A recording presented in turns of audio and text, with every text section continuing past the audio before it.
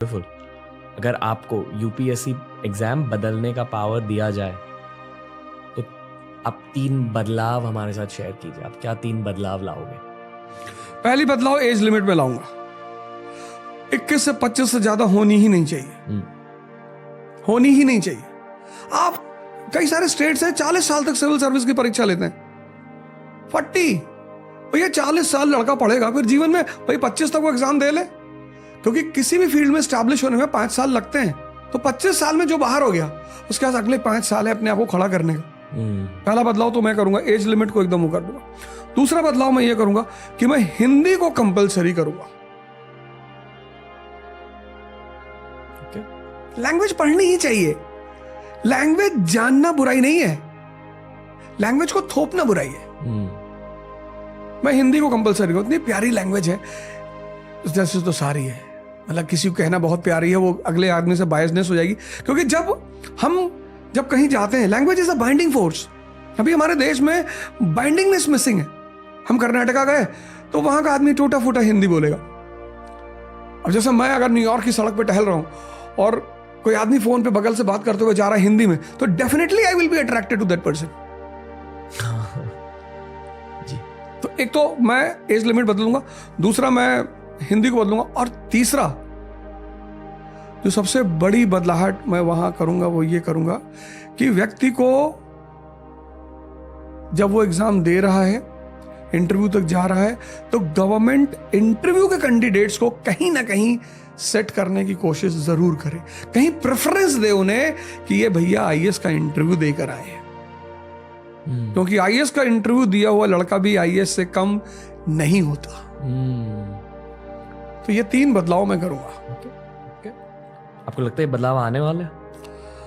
हो सकते हैं भगवान यहां से सरकार सुनेगी। होपफुली। ओके, अगला सवाल। अगर आपको देश का पीएम बनाया जाए तो आप क्या करोगे? आपकी 4 प्रायोरिटीज क्या होंगे?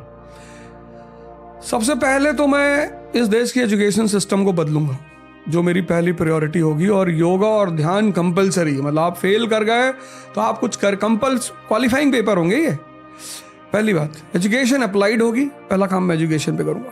दूसरा काम मैं करूंगा वुमेन एम्पावरमेंट पे स्पेसिफिकली। जिस देश में, जिस समाज में, जिस परिवार में औरतें ताकतवर होंगी, वो परिवार, वो समाज, वो देश कभी कमजोर हो ही नहीं सकता। मैं तो मानता ही नहीं कि औरतें गलत होती हैं। मेरा मानना है आदमी कमजोर होते हैं। जैसे लोग कहते हैं ना, भगवान हमारी नहीं सुनते। भगवान सुनेंगे जब आपकी इतनी बिसात हो कि आप उसको सुना लें।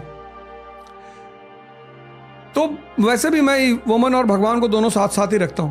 तीसरी बात, मैं कोशिश करूंगा हम एक हो जाएं। यूनिटी। भारत पाकिस्तान की बात कर रहा हूं मैं। अखंड यूनिटी। बड़ा नुकसान हुआ हम दोनों का, बहुत नुकसान हुआ। मतलब हमारी आने वाली जनरेशन जब कभी अंदाजा लगाएंगी तो शायद उन्हें एहसास होगा। और चौथी बात, अशोक की जो धम्म की नीति थी उसको मैं फिर से री इंप्लीमेंट करूंगा। उसमें क्या था?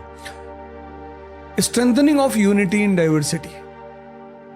भारत एक डाइवर्सिटी का मुल्क है ना, Kashmiri culture, Tamilian culture, Gujarati culture, Assamese culture.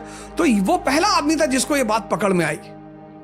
अच्छा, डिफरेंसेस अगर समझ में ना आए कि क्यों हैं, जैसे मुसलमान बुर्का पहनता है उसकी औरतें, क्योंकि इस्लाम सऊदी अरेबिया में पैदा हुआ, वो डेजर्ट है।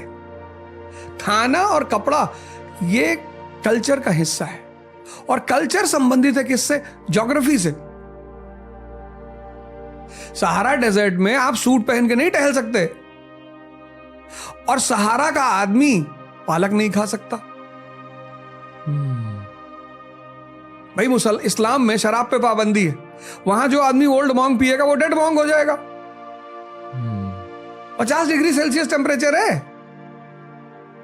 तो शराब कंपलसरी का है रशिया में, क्योंकि -50 डिग्री सेल्सियस टेम्परेचर है। पॉर्क नहीं खा सकता सऊदीया का आदमी। तो फूड और ड्रेस ये कल्चर का पार्ट है, और कल्चर किससे प्रभावित होती है? ज्योग्राफी से। तो ये बात अशोक को पहले समझ में आई कि हमारी डिफरेंसेस जो हैं उसके रीजंस हैं, इसलिए नहीं कि हम दुश्मन हैं। तो फिर उसने एक सेट ऑफ रूल्स बनाए, उसको धम्मा बोलते हैं। जी। ये